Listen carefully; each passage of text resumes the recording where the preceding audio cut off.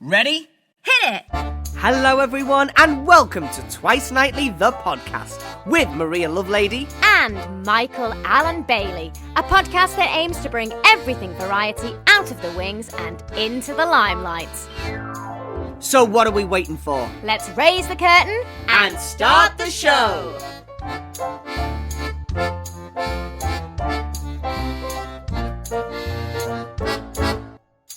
Coming up on today's show, we talk to comedy legend Joe Pasquale We make a huge Twice Nightly casting announcement. and find out what unlikely thing Her Majesty the Queen did to Joe Pasquale after he'd been covered in blue paint. Welcome back, everybody. It's lovely to have you all with us again, and we're very excited because this week we've got a very special guest, haven't we, Maria? We do. We have got the one and only, the legendary, the iconic Joe Pasquale joining us here on the Twice Nightly podcast. Now, Joe is obviously one of the most recognisable faces in the world of comedy, but he's also got one of the most recognisable voices as well. He burst into our lives as the runner-up of New Faces back in 1987, and he's packed out some of the biggest venues in the UK in his stand-up shows, including Live and Squeaky, Twin Squeaks, The Crazy World of Joe Pasquale, Bubble and Squeak, Everything I've Ever Done, and the first of many goodbye tours, Does He Really Talk Like That, the live show, and Return of the Love Monkey. He's also appeared on stage in productions such as The Nerd, Rosencrantz and Guildenstern Are Dead, The Wizard of Oz, The Producers, Doctor in the House, Ha Ha Holmes, The Hound of the Baskervilles, Spamalot, and of course, Some Mothers Do Have 'Em. I am knackered just listening to that. I know, but it doesn't end there, because that iconic voice has appeared in such films as Horton Hears a Who and Garfield, A Tale of Two Kitties, the superior Garfield film, in my opinion. He's also a keen runner, boxer, and did you know that he's a qualified pilot? I did know that, even though we didn't talk about it, but my weird stalker techniques told me that he was. He had a fear of flying, and his way of overcoming it was to become a pilot. I just couldn't. Like, if someone made me hold a tarantula to get over the fear of them, I think it would make it worse rather than better. Well, speaking of holding tarantulas, of course, he was crowned the king of the jungle in the 4th series of I'm a Celebrity, Get Me Out of Here, where he, of course, made his Jacobs the most famous crackers on the telly. Now, hang on a minute. Let's get back to spiders. What would it take, realistically, if you had to hold one in your hand for 10 seconds? 10 seconds. I don't know. 10 grand. Oh, God, no more. More. You wouldn't do it for 10 grand? I think I could say, yeah, I'll do it, but then I don't think I could do it. But maybe I could. I'm not really a scared person. I could jump out of a plane. I could do rats. I could do snakes. I can do anything, but just tarantulas. So basically, when I was little, I used to go to this kid's party, right? And he had a tarantula. And do you remember, like, when we were young? Who was this person who just had a tarantula? His name was Danny France. If Danny France is listening, I rue the day I went to your birthday party. Danny France sounds like absolutely somebody we should be speaking to on this podcast. Danny France. So Danny France used to have, in the 90s, everyone had those like really patterned brown carpets, right? So we'd be playing past the parcel, and this tarantula would just be loose. And you'd be playing past the parcel, sat on the floor with this brown carpet, so you couldn't see the tarantula. And the next thing, it would just be like by your foot, and you'd just see it move. And this is where my fear of tarantulas and spiders and stuff came from Danny France's house. That sounds like the absolute worst thing I've ever heard in my life. I know. Why did he just let a tarantula loose? They thought it was cute, so it was just like a dog to them. So, and then You say they? Who are these perverts? his parents. So then everyone used to think it was cute and used to hold it. And then if you didn't want to hold it, they used to like laugh at you and be like, "Oh, you're such a sissy." Oh my God, Maria, I thought that Danny France was some like kids entertainer that you No. and let his tarantula loose. No, they just had a tarantula. And so I used to have to go and sit in the garden when everyone was holding it. And it was horrible. And then I used to say to my mum, I really don't want to go to this party. But then I'd be the only one not going to the party. Wow. So Danny France's parties were that good that you all had to endure a tarantula? We had to endure a tarantula, but I don't know. Other people didn't seem to mind it. But that's what I just remember, those 90s brown carpets, and you couldn't see where it was. Which is just mad, isn't it? Because any of us could have just crushed it at any time. Yeah.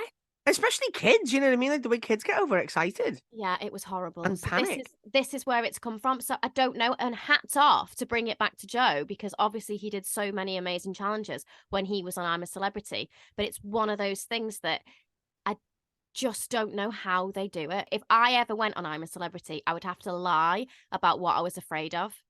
So I'd be like, oh, I really hate heights, because I actually wouldn't care. Oh, I really hate chocolate and champagne. Don't do a trial where I have to be submersed in them. I really hate light entertainment. I really hate a 6-part BBC series. Set in the Elizabethan era.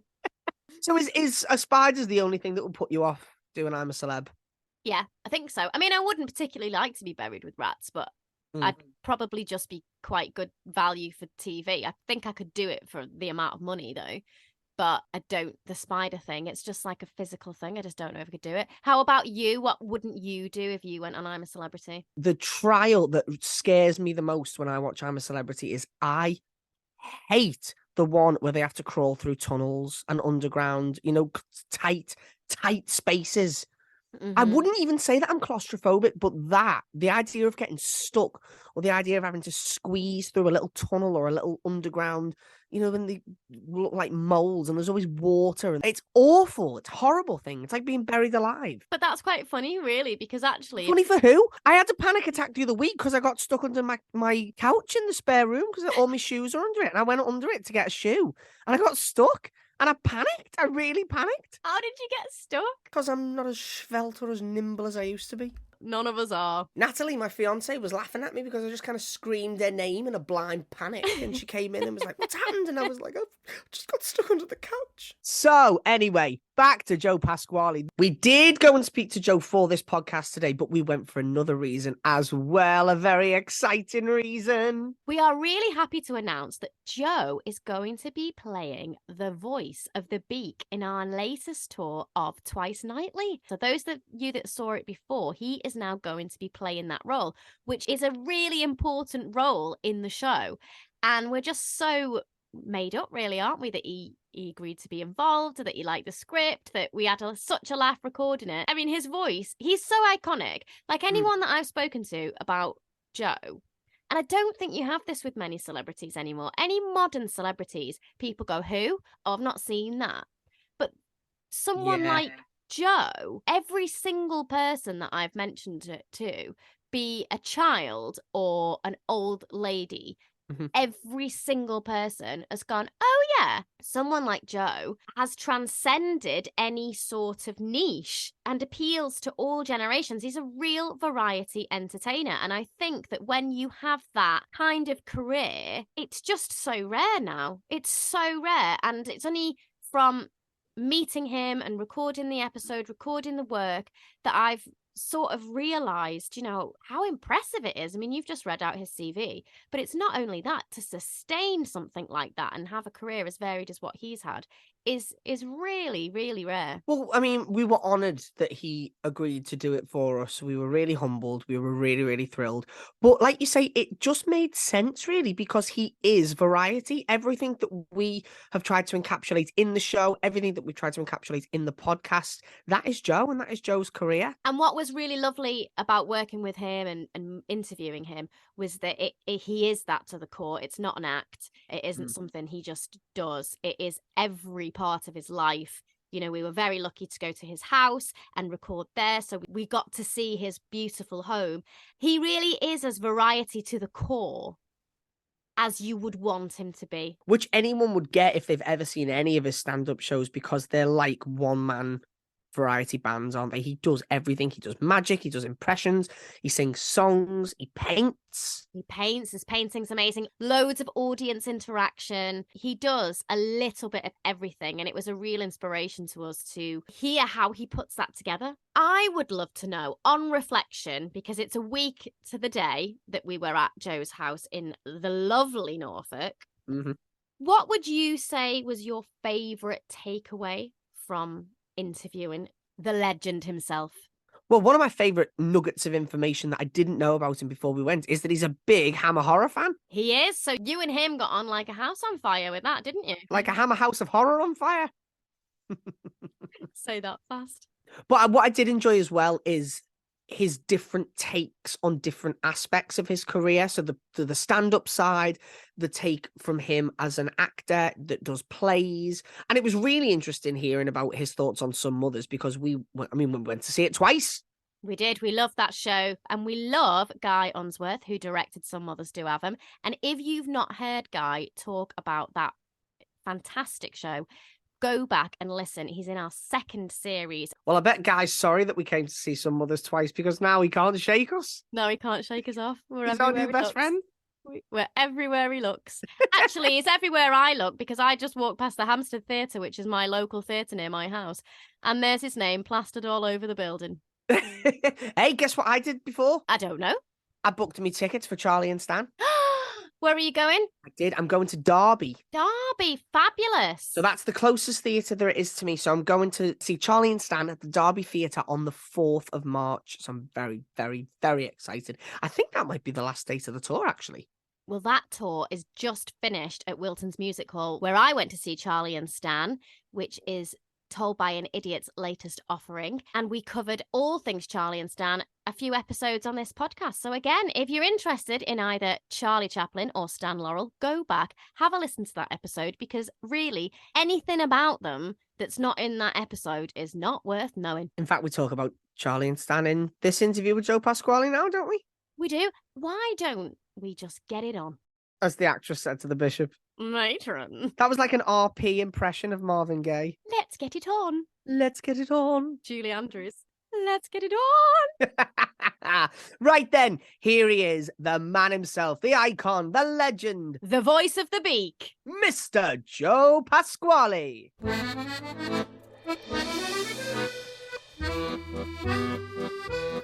we're sat here with Joe in his wonderful house that we've just been on a tour of the garden. Yes, I saw my forgotten gardener down the garden at the bottom there. Yeah. We saw a lovely little skeleton there hanging at the bottom of the garden. Yeah, I like to amuse people. Go, what's that? It goes, just a gardener. Where did you get the skeleton from? I've got a garage full of crap, so I just get it out. I've got loads of stuff there. Yeah. Well, that's a good point into your variety career, because I imagine that your garage full of crap comes from a lifetime of doing mad shows that we've all had the pleasure of seeing. You've got so many props in your shows. Yeah, I do. I was on a gig last night, and a couple of younger comics were on. They said to me, how long have you been doing this now? And it's not until somebody asks you that question and go, oh my God, I've been doing it for 40 years now. And you think, where's that 40 years gone? And I'm still doing it. I still love doing it. So, yeah, I've got a garage full of crap now. What's really good is the places you can get the crap from there is changing. I used to go to boot sales and jumble sales, and now you get it on eBay. I've actually got a motorised toilet. People say, where did you get that from? Get it from eBay. I've got a toilet with a little engine on it. Well, it's not, it's electrical. But I got it from eBay. You go, where do you get a toilet that's got a motor on it? eBay? Where else? And what comes first, the prop or the gag? Normally the prop. I normally see a prop and go, all right, I'll find a gag for that. If you see something really nice. You know, there's a really nice, unusual bin at a gig the other night. I thought, what could you do with that? It's like a flip-open bin. And I thought, what could you do with this? Because it was really unusual and it was really good. It looked like a bit like a Dalek. And I thought, if I've got in it, and then lift it up and go, look, it's Dustbin Hoffman. It was all those things come to your mind as you're looking at it. You go, what could you do with that? And it's just play on words and puns and all that sort of stuff, really. You put loads of skills, variety skills, into your show. So, I mean, we've seen you doing magic, we've seen you doing painting, we've seen you doing songs. Yeah. Are these things that you've consciously thought over the years, I better learn this skill because it'll come in handy, or is it just kind of happened? No, it just over happens. time? I don't plan any. If you don't plan, I learned from Spike Milligan. If you don't plan anything, nothing can go wrong. And it's true. If you plan all sorts of stuff, go do that, go do that, go do that, go do that, and that don't happen, it's all gone wrong. If you go out, no, got no plan, don't matter, and it's fine. And the thing you have to, if you're doing stand-up, for me, not everybody applies this. It doesn't apply to anybody other than me, really. But I like to be. But what do people want when they come and watch a show? Not just comedy, whatever they want to watch. They want to be free of concern, because we've all got concerns in our lives all the time. So for that hour, 2 hours, whatever, if you're watching Ken Dodd, it was that 6 hours. Yeah. Yeah, you want to be free of concern. So I want to be that bloke that goes out there that is free of concern as well. I don't want to be full of concern when I'm going out there. People want to be relaxed, and they want to watch somebody that is relaxed as well. If you're not relaxed out there, they're going to feel slightly on edge as well. So I go out there, I have a rough idea what I'm going to do, but it's not a huge plan, and that's the way it's always been. Well, I was going to say, if I was going to go out there and think I've got to free these people of concern, that would become a concern to me. That's exactly it. But you can only do that once you know what you're doing, and then once you know what you're doing, you have to throw that out the window. Mm-hmm. You throw the safety net of what you know what you're doing out the window, and then you've got that there still if you want to come back to it. But you can only do that after working for so long and know what you're doing, to make it look like you don't know what you're doing, which then conversely looks like you know what you're doing. Does that make any sense? It does. I feel as though your shows, the audience are in very safe hands, and you also incorporate the audience into your shows a lot, don't you? Which is so you've got it really risky. Oh yeah, but I love it. That's what it's like, flying by the seat of your pants. It's like jumping out. I've never felt more alive than when I've done parachute jumps, and I love it. And that feeling of going, what happens if it don't open? What happens if it don't open? Right, I'm actually going to die. And that on moment, telly as well for you. Yeah, on telly it was, but I've done it. Well, the thing is, you put a camera in front of me, I'd do anything. And then after I did that, I thought, will I do that without a camera in front of me? So when I came back from the jungle, I thought, yeah, I can do that still. So I did it again, then I did it again, then I did it again, just to prove to myself that it wasn't just a gig, that you can do these things without, thinking just getting a bit of telly out of it. And at that point, when you don't know if it's going to open, you feel most alive. And it's the same when you're doing stand-up. If it ain't going to work, what do you do? What do you do if this ain't going to work? And then you have to find your way through it and make it work. And that's, I died on my backside for years when I first started, and that's the way you learn. You don't learn anything from going well. Anyone can go out and go really well. Go, yeah, it was great. I was really funny tonight. I'll do that tomorrow night. That's not the case. You have to be consistently funny with it. And not even consistently funny. You could be consistently funny and they're still not laughing. You have to find a way to make that audience laugh that night. They might laugh, they might kill themselves the night before, and next night, yeah, you're not funny tonight. What do you do then to make that lot laugh? Just because they laughed last night, don't mean they're going to laugh tomorrow night. And that's what it's been for 40 years, and you have to keep working at it. And it don't come naturally. I don't think it comes naturally to anyone. Once it does come naturally to, they make it look like it comes naturally, but they've worked at it still. Robin Williams was a hero of mine, and I don't know how much work he put into it. I don't know how much work he put. He made it look like it was just off the cuff completely. Yeah. Whether it was or not, that's the magic of it. You don't know. Bob Moncas I was very close to Bob, and he was a genius. He made it look like it was just flowing out of him, but he did the prep.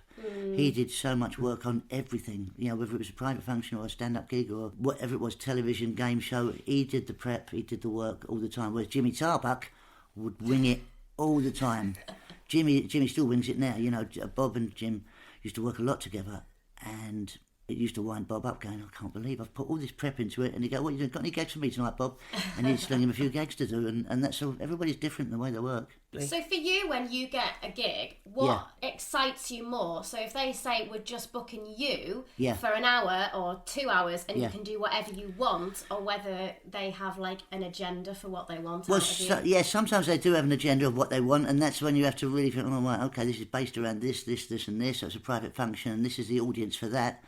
I'm in a lucky position where I'm just a little bit, not that I don't care, I do care, but I don't care that much, where I have to go, oh, this is what I do, and you like it or you don't like it, and that's it. And so I just give them what I've got, really. And have you always been like that since the beginning, or are you in that position now? No, I've always been like that. And what happens is, you start doing it, when I was very young, as most stand-ups do, you start doing it because I think realistically, you want to show off. If you try and break it down to why am I doing this? Well, really, why am I getting up there and letting people judge whether they think I'm funny or not? Because ultimately, you might think you're funny, your family might think you're funny, but until you get out there, the audience dictate if you're funny or not.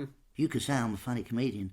No, you're not. They can tell you that on a nightly basis. So when you start doing it, I think you just want to show off. And then if you get any sort of success, then you go, wow, this is great, I love it.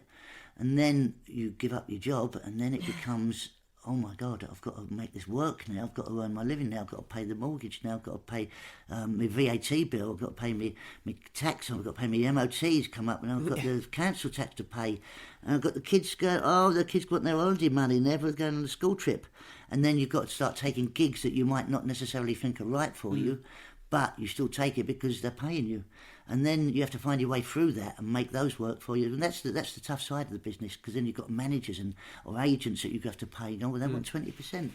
Oh, no, OK. And then you've got to pay the tax at the end of the year and put the tax away. It's all of those things that nobody sees coming. Yeah. And I think the hardest thing, we spoke before we started doing this, the hardest thing for me, I would do the jobs for nothing. I always wanted to do this. And I like to make people laugh. That's the adrenaline, is making people laugh. That's what you go, oh my God, this is great. And it's a powerful feeling. When you've got an audience that are really laughing at you, it's a really powerful feeling at that time. And then you come off and you go to the Travel Lodge with a pasty, for a Ginster's pasty from the garage. You go, what's this about? You know, and so that's the hard part of the business. The gigs are the easiest part. And nobody ever sees that. Nobody goes, oh, what? That's the bit you do for nothing. It's the travelling and the eating and putting the petrol and getting stuck in traffic. You've got to be at the gig by a certain time and you're stuck on the M25 for 3 hours. Those are the things you get paid for. That's what I think. The rest of it is just pure joy. But you only find that for doing it for so long, and you have to fight. You have to battle your way through the bad things as well, because otherwise it'll wear you down. I think it's interesting that you mentioned about Robin Williams and Bob Monkhouse as being heroes of yours, because they're quite different styles, aren't they? Robin Williams, very hyperactive. I have a huge eclectic range of people I like. I love the Mighty Boosh, Noel Fielding. I love Noel Fielding. I could watch him just talk. He's just fascinating to me. I think he's a genius. And by the same token, I love Ricky Gervais's stand-up. Ricky, primarily, he was a pop star in the 80s, and I think he was more of an actor than anything else, and then moved into stand-up that way. And his background wasn't from stand-up comedy, but I still love watching him do his stuff. Tommy Cooper I was a huge fan of his. Ken Dodd, once again, Ken took me under his wing. I did New Faces in 1987, and he was on the panel. And I did my show in the afternoon. It was very much like Britain's Got Talent, except for the only difference is, in those days, you didn't see the auditions. You just saw the finished result of the show. And the pure joy of Britain's Got Talent, really, is seeing, the people who, during the auditions, the ones that fail and the ones that get through. But in those days, all they wanted was the polished end result of it. So you'd do your show in the afternoon and the judges would watch it, and then they'd know what they were going to comment on at the night. Whereas now, they'd stick it in front of the judges, they'd buzz them out or whatever. Then they would see it all, make their judgments, write a few notes, so when you do it live on the night, they knew what they were going to see, they knew what they were going to say. So it was very much rehearsed. And so I did my spot, and then I went into makeup, and Ken sat down in the makeup chair next to me. And I was oh my God, it's Ken Dodd. I was so in awe, and he got a bit of paper. Can I give you a bit of advice, son? So I said, yeah. What's that? And he went, see that opening gag there? He said, don't do that one there. So that's an old joke there. Get rid of that. Put this one instead there. Move that joke to the end. It's a lot stronger there. Finish on a stronger gag there. When you get the rabbit out of the hat, don't just throw it away. Put it down your trousers. Shake it out. Come out your bottom of your leg. You get another laugh on that. You do this, do that. Speed that up there. Slow that down there. If you do all those things there, you'll win that tonight. So I went, really? He went, yeah, if you do all that. And of course, I did it all and I won it. It was amazing. And then I was on the final. And then in the afternoon, again, we had to do a rehearsal, which is fine, but I was doing a bit where I was setting my foot on fire, and this was before health and safety. No one gave the monkeys then. And I would do a bit where I say, I've got a magician's handkerchief here. It won't cut, and I had a plastic scissors. It won't saw, and I had a plastic saw, and it won't burn. And then I'd set it on fire, and I'd drop it on the floor, and I'd stamp it out. My shoe would go on fire. Then I'd take my shoe off, I'd stamp it out. My sock was on fire, and then I'd just put it in a little tray and let it burn. And I'd just look at it and go, that is obviously not a magician's handkerchief. That was a joke, right? But the only way I could get it to burn was by putting this special glue on. It was like a tile glue that was very inflammable. And it's strange that the word flammable and inflammable mean the same thing. Yeah. If it's inflammable, flammable and inflammable, it's the same thing. What's that all about? How can you say it's inflammable and flammable? Oh, that's inflammable, that is. Flammable? What's that about? Anyway, it was inflammable and it was flammable. So it burned. But in the afternoon, when I get to it, the only way I could get to work was to use this inflammable, flammable glue. And so I put it all on the stuff, right? But I didn't know. I sat in my dress. Then you had to get locked away in your dressing room until showtime. And I didn't know this glue had opened up in my bag. And I'd sniffed this glue for 4 hours while I went on stage. It was live. At the time, there was like 20 million people watching this final live of New Faces, 1987. There's only 4 channels then, so there was nobody watching Netflix anywhere. Yeah. And so there's 20 million people watching it. And I was high as a kite. Didn't have a nerve in my body. I went out, it was like that. I went, and it was just like, oh my God, this is amazing. And it just flew past me, and I don't even remember it, right? But I came second, it went perfect. I was only 2, it was me and Jimmy Tamley, ventriloquist. It was great. And then you think, I can do anything, I can do anything. I was high as a kite. And I get booked on a show called Summer's High Special, and I did the same thing. I didn't sniff the glue, but I went on, did the whole routine that I hadn't done before. I died on my arse, right? Walked off to the sound of my own feet, and they cut me out. I went, oh my God, you learn from that. You don't learn from going well and sniffing glue. Yeah. You don't. You heard it here first, kids. No, yep, you actually learn from not going well. That's when you learn. That's when you learn how do you get over this? What do I need to do? And who do you ask, or do you ask yourself? Do you ask? Oh no, you don't. Yeah, the audience tell you you're not funny. You're not funny tonight, and then you go, okay, why was I funny the night before, and not funny tonight? Even though it's the same material. Could be the same material you're doing, but they're not finding that funny. So what is different? And the difference is, could be the room, could be the sound, it could be where they watch it, could be the age group, it could be all of these things that come into play. And every night you go out there, you're adapting the way you work. Sometimes I might do the same act, but do it slower because they're older. Sometimes I might do the same act, or do some same stuff, but further away, so you have to slow it down a bit. It's all these things that you have to but once until you're experiencing doing different rooms with different sounds and different things, and sometimes you go into a room, there's a bar and everybody's talking at the bar. Sometimes you go into a room with complete silence, and everything is complete. Every night is completely different, and that's what it is. You have to be a chameleon every night and fit in.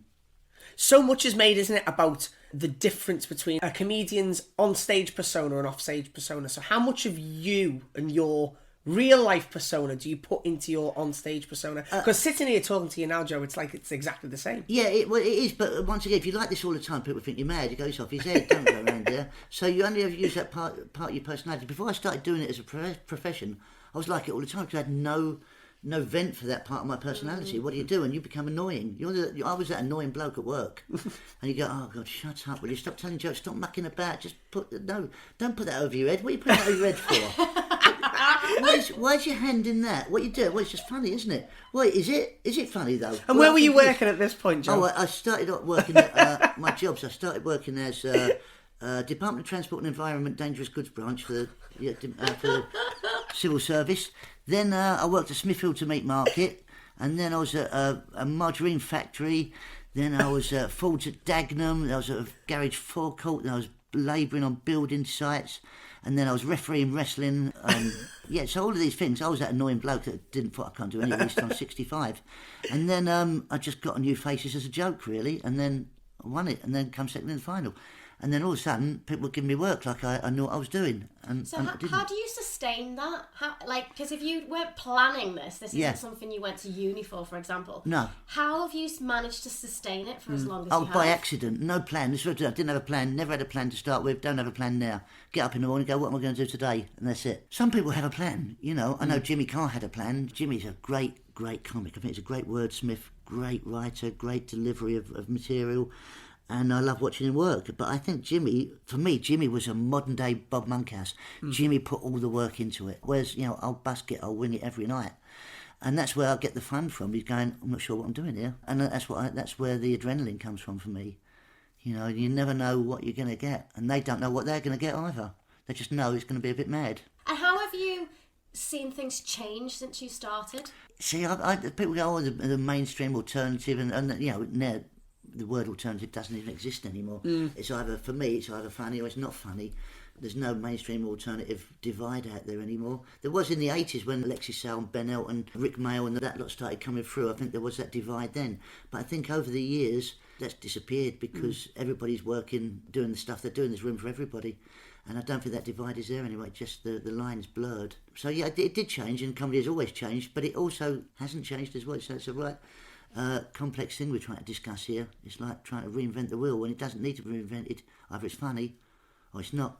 And then you've got the people that are great at telling jokes, and you've got people that are just naturally funny. And I think it's very much horses for courses, and it's very subjective. What one person loves, another person hates, and there's room for everybody.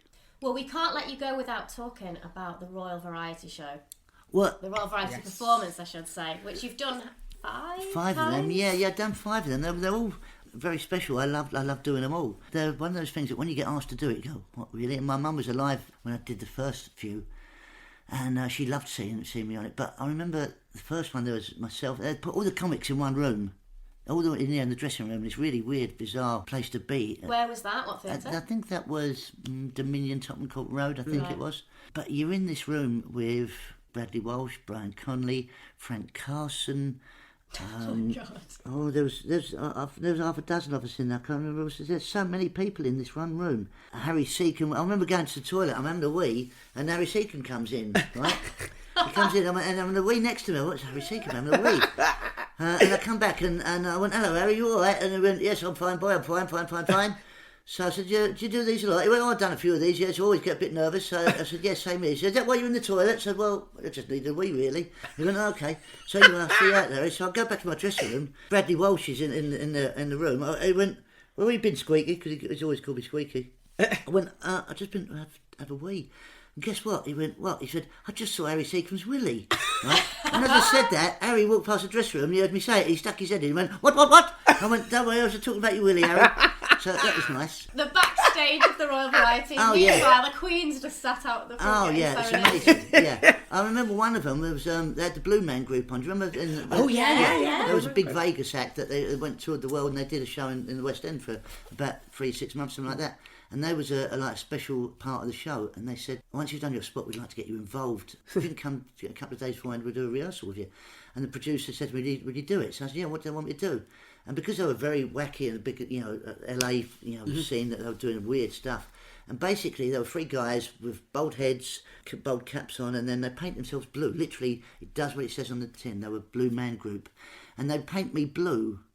And then they would hang me upside down by my feet and swing me from one side of the stage to the other, hit a big canvas to make a bit of modern art, and that was it. That was it. No reason behind it.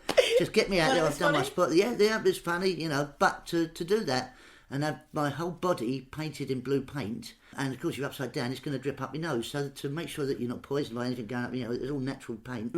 They used eggs. As long as you're not allergic to eggs, which I wasn't.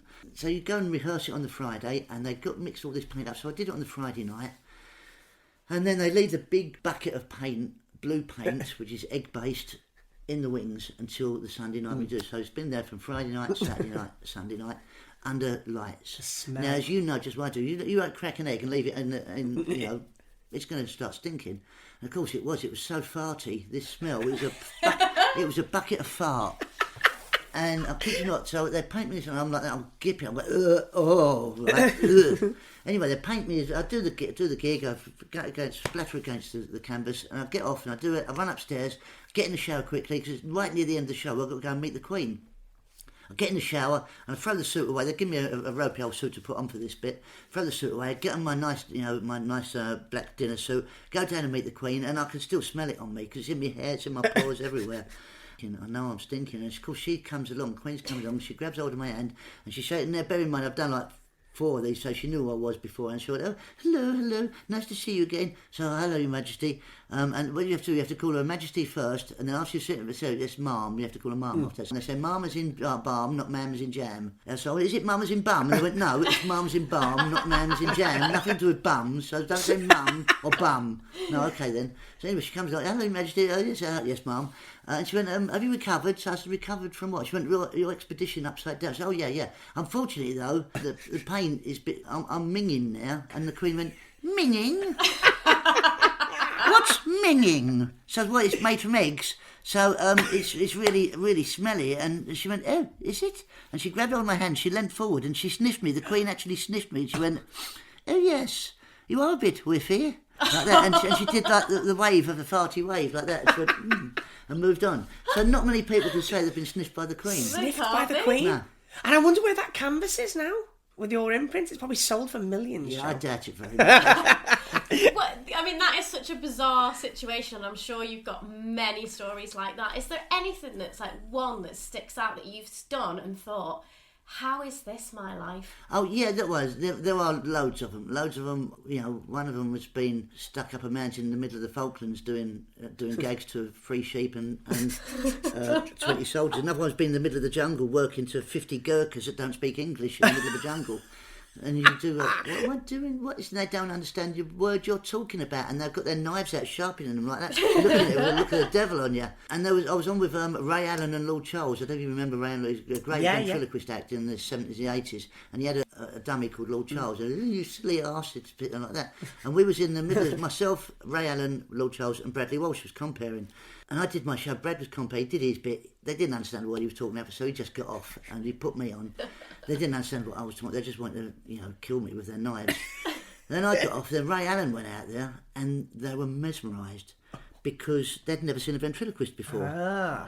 They'd never seen anything that was magical to them, and they thought that the dummy, Lord Charles, was possessed. So at the end of the show, they all queued up to meet the little man. They all went to meet the little man. And Ray sat at the front of the stage with them, and they all went to shake his hand. And they didn't realise it was Ray doing the voice. They just thought it was a possessed dummy. Like, that is amazing. And no one told them. They just let them think it. Wow. Yeah, incredible. Oh my God. Well, I didn't know what the story was going to be, but that was a pretty good one. Took a twist. So I'm just going back to what you said before about how you don't plan. Yeah. So when you do a show, like some others do have them, I know you've done other plays and you do panto a lot.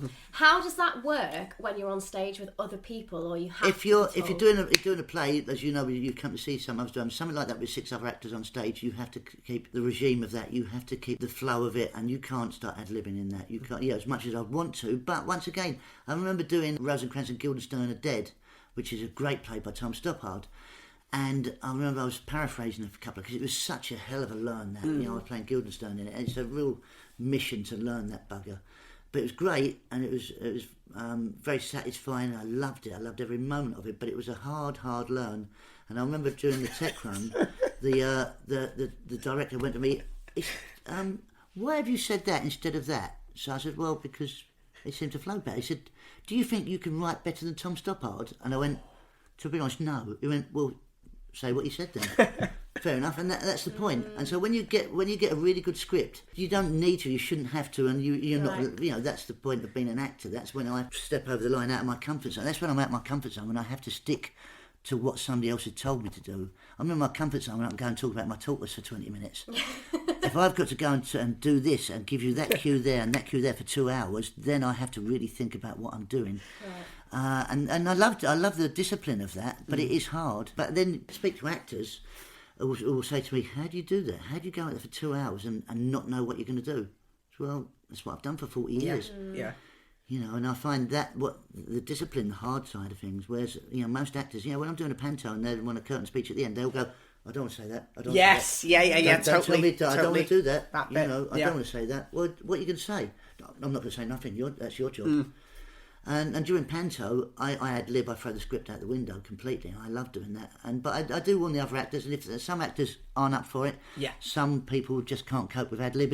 And if they can't, then I don't do it with them. And that's simple as that. I won't ever screw anyone over with it. How do you know, or do you ask, or can you? Oh no, I ask before we start rehearsing. And then what I do is, they say no at first, I'll gently ease them in during rehearsals and start showing what I do. So the next day I'll go in, I won't do necessarily the same jokes at that point. They'll go, and they'll start laughing, and then if they cope with that, and then I'll push it a bit harder. And then sometimes people will say to me, "I can't cope with that." I'll go, "Fair enough, I won't do it with you." Yeah. And that's it, and you leave it at that. And you're very respectful of what other people want in that. Otherwise, you're going to make enemies, and I don't want to make enemies. I want everybody to have a laugh, not just the audience. I want the actors to enjoy it. Because if you're doing 6 weeks of panto, in that period of time, you're doing 80 shows in 6 weeks. You're doing 2 shows, 3 on a Saturday sometimes. You've got to make it interesting for yourself, not just the audience, because after 3 weeks of it, you've done that same thing relentlessly. And if you're in a long show in the West End or on tour for a year, you've done the same thing. You have to find a place where you're capable of hitting that mark every night and giving it that same energy. Yeah. And for me, the way I do that is I find something interesting for me to do with it as well. Otherwise, I'm just being a robot, and I don't want to be a robot out there. What kind of interesting things? Comedic or like character? No, it could be anything. Yeah, it could be anything. It could be if it's panto, then I'll change the joke or whatever, and then no one knows what's coming. Then I never do in-joke stuff. I never do stuff that the audience aren't in on. Everybody knows exactly that I've done something there, but never something that the audience are, what's he doing now? I don't understand that. They have to be on the joke, otherwise there's no joke for me. What about then, Joe, something like Some Mothers, when you're going out and playing a character that everyone in the audience already knows. Is that a challenge? Is that hard? That was the hardest thing I've ever done, because everybody, before we started, as you know the director and the writer, Guy Unsworth, and it was a poison chalice at first, thinking, do we do this or do we leave it as it is? Because it's such a well-known character, Frank Spencer. And it was hard at first to think, what happens if people don't accept who I am? And so what we said from very day one, from very first go, we said we're not going to do an impression of Michael Crawford doing Frank Spencer, because you can't sustain a bad impression for 2 hours and expect people to buy into it and believe that character. So Guy said the only way it will make it work is to put your own personality into that character, and if you can do that, people will buy into it, and that was it. And I have a great relationship with Sarah Earnshaw, who played Betty. We'd worked together a lot previously. We did Spam a lot together in the West End on tour, and pantos and different plays as well. So we knew each other quite well on how to play that relationship. And then that way, within 2 or 3 minutes, people aren't thinking he's trying to be Michael Crawford. He's just being him, being Frank. And so it was just a reinvention of Frank rather than a reinvention of Michael Crawford. And for as funny as it was, and there was so much slapstick in it, and the wit, the humour, and your facial expressions and everything, the thing that I remember from that show is the very end scene between you and Sarah. And you just sat on the floor. Everyone's gone and you're talking about the baby, and it's beautiful. It was beautiful. Absolutely gorgeous. That was down to Guy's writing again, though, and his direction, because you had to leave all that behind and make them believable again. Yeah. You absolutely did. Yeah. Well, we always ask our guests, if you could wake up tomorrow with any God-given talent, which you've already got a million of them, so I don't know where you're going to go. Yeah. And you could be any variety performer, what would you be? I'd play the piano. That'd be it for me. If I play the piano, I'd be all over the place. Yeah. For someone else or for yourself? No, just for me. Just for me. Yeah. I wouldn't want to be back anybody else. I'd be out there playing the piano. Yeah. Amazing. Yeah. What about theatres, Joe? What stick out as some of your favourite theatres? It's always, without a doubt, it's any Matcham theatre in the country. Frank Matcham was a great, you must know, but you must have done your own work on this stuff. Well, Richmond, where we first That's saw right. some others. Yeah. Blackpool Grand I did a lot of work at Blackpool Grand, which is a wonderful theatre. And also, acoustically, they were great, considering they were built, 200 years ago. They're amazing acoustically, and you can always guarantee whatever Matcham theatre you're in, there's not a bad seat in the house viewing-wise. The sight lines are fantastic. He was such a great designer and an architect. He knew how to build a theatre, Frank Matcham. So you're going to a Matcham theatre, you know you're going to be in a great theatre. And does that make a difference to you as a performer? Yeah, I think it makes a difference to the audience as well. The minute they go in there in the theatre, for me, you almost feel like you're in a church, in a very special place. You know that feeling you get into an empty church, and you get into an empty Frank Matcham theatre and you feel the same thing. That's what I feel anyway. Gorgeous. Should we do some quick fire questions? Let's do some quick fire. Would you rather be first on the bill or last on the bill? For that, if you want to go home, you want to be on first. Right? Right. Yeah. If you want to take the limelight, then you want to go on last. But also, it's a risk when you go on last, because you've got some really good acts on. You've got to follow them all and go, he was a bit cack at the end, wasn't he? So, it's one of you have to find out who's on the bill before you decide. But once again, what you don't want to do is follow a load of crap acts. You go because they're all like that. Oh, this has been terrible shows. Like, I hope it is all right then, because I don't have a preference really. Charlie Chaplin or Laurel and Hardy? Both. Yeah. Both could. They're both completely different. Yeah. In actual fact, I bought a new TV recently, and there's a channel dedicated to Laurel and Hardy. They're running 24-hour loop, all of them, right? And when I get in from gigs at night, I sit there and I'll start watching the same ones again. So, like last night, I got in about 2:30 in the morning, and so I put the Laurel and Hardy on, and I dozed off to that. And there was one, I can't remember what it was called now, but the whole thing was a 25-minute short. All the short films were on. Yeah. And there was one that was on a sleeper train. And Birthmarks. Is it called Birthmarks? Birthmarks. Right, and the whole thing is just him trying to get into the bunk. Yeah. And how can you sustain that for 20 minutes? But he did, and I was laughing so hard. And I said, if it's ever on, I go, got to watch this one again, got to watch it. And it's a work of genius. And all the passengers in the other train are that's right, fighting. they're ripping each other's clothes off, And it's, how do you spend 20 minutes just getting into a bunk? And they do. Yeah. And at the end, by the time they get in the bunk, they've reached the station. They've got to get out of bed. Yeah. It's a work of genius. It is. Yeah. And once again, chap, you can't compare the two, but I love them both. There you go, that's the answer to that one. Are you a press night partier or a stage door sneak out? Oh, stage or sneak out. Oh, yes. Yeah. Would you rather spend the weekend at a theme park or in a spa? Spa. Oh, I like what I say. I love the world's biggest roller coasters. I love anything that scares me. I love theme parks, roller coasters, that sort of stuff. So I love them all. I'd like to do both, if I'm honest. Yeah. A theme park one day and then a spa the next. No, it's a good choice. If I could only do one, I'd have to do the spa. Yeah, I think so. What would you have at the spa? I'd just love a steam. I like steam. Would you rather have Pims on the lawn in your beautiful garden? Yeah. Or mulled wine by this beautiful fire? Well, it depends obviously what time of year it is. You know? If it's in the summer, right, then I want to be by the fire. In the winter, I want to be out on the lawn with the Pims, obviously. We've asked a lot of people that question and no one's ever actually thought about what time of year What we're time asking. it is. Peter Cushing or Christopher Lee.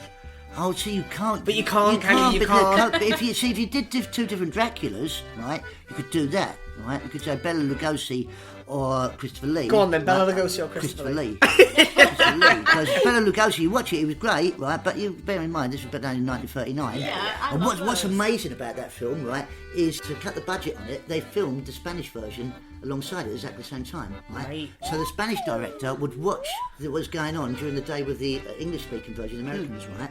He would watch it, and then they filmed the Spanish version through the night. He got no sleep, the Spanish director, because he was up all day watching the American film, and then he would improve on what the. So if you ever get a chance to watch the original Dracula, but do the Spanish version's better. It's far better, right? Only because he'd watch it and he'd stand on the shoulders of giants, and go, I can improve that shot by doing this. I can do this by getting the light change for that and doing that. He would watch it, make the notes, go, tonight we're going to do that, and they would do it scene by scene, exactly scene by scene, because everything was set up ready for the day.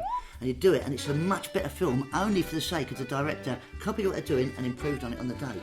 So when you consider 1939, Bela Lugosi wasn't scary at all, but in that day, I dare say he was. Now, even now, you watch Christopher Lee and some of those early stuff, and you know the cinematography that was brilliant, and the direction. Yeah, so for me, Christopher Lee on that. Fabulous. Would you rather, I think we know the answer to this, be sat in the audience or waiting in the wings? I'll wait in the wings. Oh, every time, yeah. I love watching shows, I do. But every time I watch a show, I go, what about they're doing that? Yeah. Well, thank you so much for chatting to us today. Thank you. This was amazing. It's been an absolute honour. It really has. Thank you. Oh, thanks, Very Joe. much. Oh, that was so lovely. What a pleasure it was to speak to Joe. And I've got to say, I'm really sorry. I don't know whether you heard during the interview, but I spontaneously just started laughing. And I felt really conscious because I thought, oh no, I hope Joe doesn't think that I'm not taking his answer seriously. But he just said something that absolutely tickled me. And he was talking about Tom Stoppard. And Tom Stoppard always tickles me anyway. Why? Because of French and Saunders. Ah. My favourite French and Saunders sketch ever is they do a Linda LaPlante spoof called The Job, and it's all played out like this gritty, like Linda LaPlante crime drama. And the twist of it all at the end is that, you know, it's like they're all pulling a big heist, and, you know, they meet in a warehouse and it's all secretive. And anyway, it turns out that the big heist is a new Linda LaPlante drama called The Job, and they're all actresses that want the lead role. I don't think I've seen this one. Oh, it's so funny. Janet McTee is in it, and Anne Mitchell, and Helen Mirren comes in at the end. And Mossy Smith is in it, who played Maureen Havers in Prime Suspect. And she comes in dressed as this policewoman. And Mossy Smith just has this one line where she gets really, I think it's Jennifer Saunders, she gets really close to Jennifer Saunders' ear and she just goes, Tom Bleeding Stoppard. And it really, really makes me laugh. So any mention of Tom Stoppard makes me laugh. And so when Joe mentioned it, and then when he said I had to learn that bugger, it really tickled me. Do you know what makes me laugh about French and Saunders, actually, now you've said it? So a couple of episodes ago, we interviewed Joseph Seelig, OBE, about the London International Mime Festival, and he mentioned French and Saunders as two people that were his comedy icons, but he kept calling them Saunders and French. And I don't know, it made me laugh so much because I've never heard anyone refer to them as Saunders and French, and it's just... I don't know, like, it's like saying not right, Ernie, that, is it? That's not right. Ernie and Bert. Like, Yeah. you just can't. It's Wise like, and Morecambe.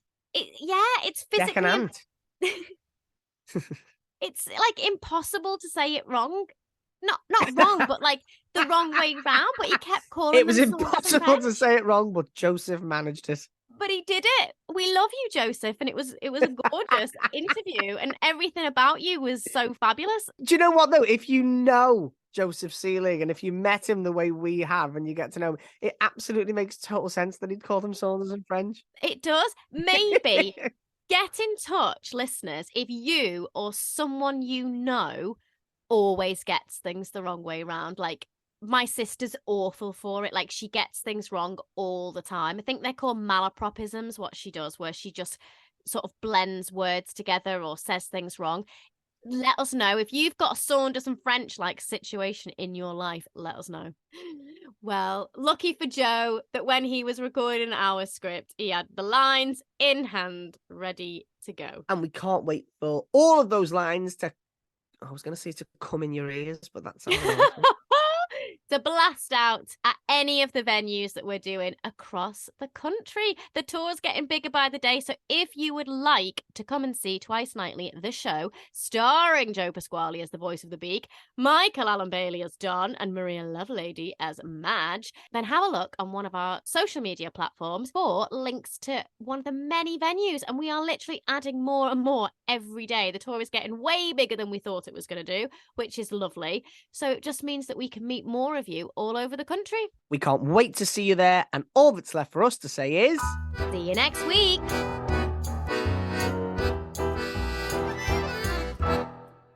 Did you just hear that? Huh? Oh, it's like one of my neighbours or something just went, "Ooh!"